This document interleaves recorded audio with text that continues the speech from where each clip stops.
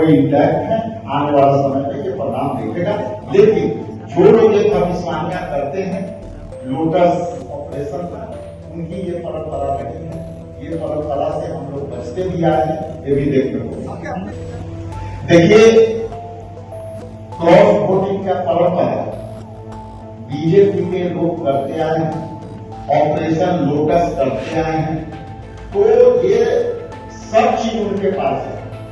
जितना संवैधानिक संस्था उनके पास, इलेक्शन कमीशन उनके पास, आपको जितनी एजेंसियां हैं उनके फेवर में, तो वो कुछ कर सकते हैं। लेकिन आपके माध्यम से इतना जरूर कहूंगा कि ये तो आने वाला समय में बताएगा और हमारे सभी समाज। नमस्कार, लाइव स्टूडियो देख रहे हैं आप। देखिए, राज्यसभा चुनाव होने को है, नॉमिनेशन हो चुका है, स्क्रूटनी का भी रिजल्ट आ गया है और बिहार के तो 6 कैंडिडेट थे, तो 6 के 6 कैंडिडेट का नॉमिनेशन पत्र यानी कि नामांकन सीट जो है वो वैलिड हो गया है। और ऐसे में अब क्रॉस वोटिंग होगी ही होगी।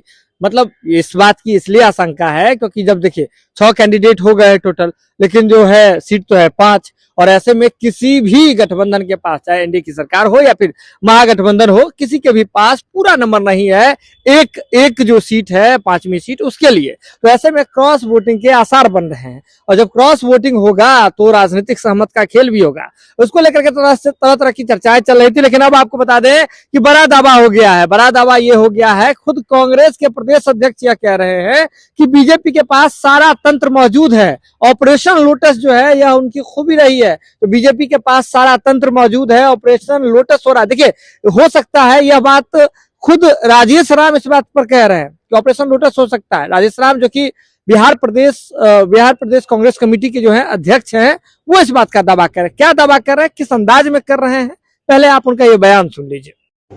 तो हम समझते हैं कि उनके स्वास्थ्य पर भी राजनीति हुई। आज उसी का परिणाम है कि वो जो है डिजिटल अरेस्ट मुख्यमंत्री जी हो चुके हैं बीजेपी। देखिए, उनका मिशन बिहार तक ही नहीं है। अभी मैंने कहा चंद्रबाबू नायडू का तो मिशन वहां तक उनका रुकेगा। ये तो विराम हो चुका था, इलेक्शन के पहले ही हो चुका था। जिस तरह से उनकी संख्या बढ़ रही थी चुनाव परिणाम बीजेपी के तो उम्मीदवारों की विजय होने की, उस तरह से तो जदयू पीछे चल रही।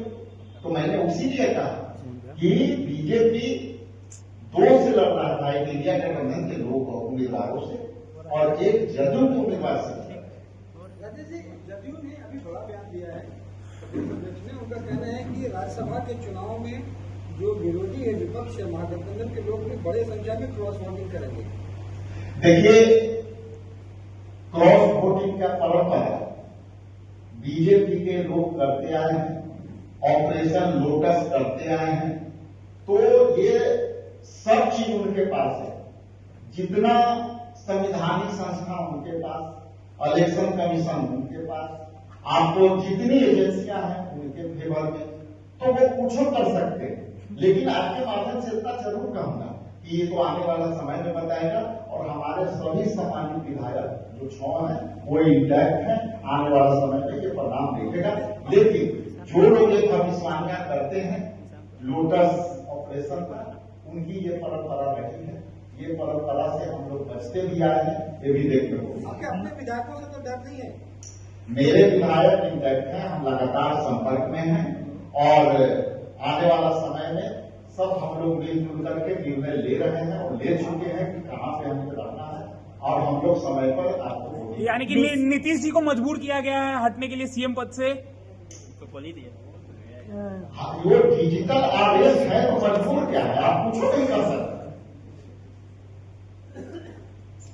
ये आप मैंने क्या कहा कि जो व्यक्ति अपने कार्यकर्ताओं के लिए, अपने समर्थकों के लिए, अपने जीते हुए जनप्रतिनिधियों के बात को सुनने वाला व्यक्ति आज नहीं सुनने को है तो कहीं मजबूर है।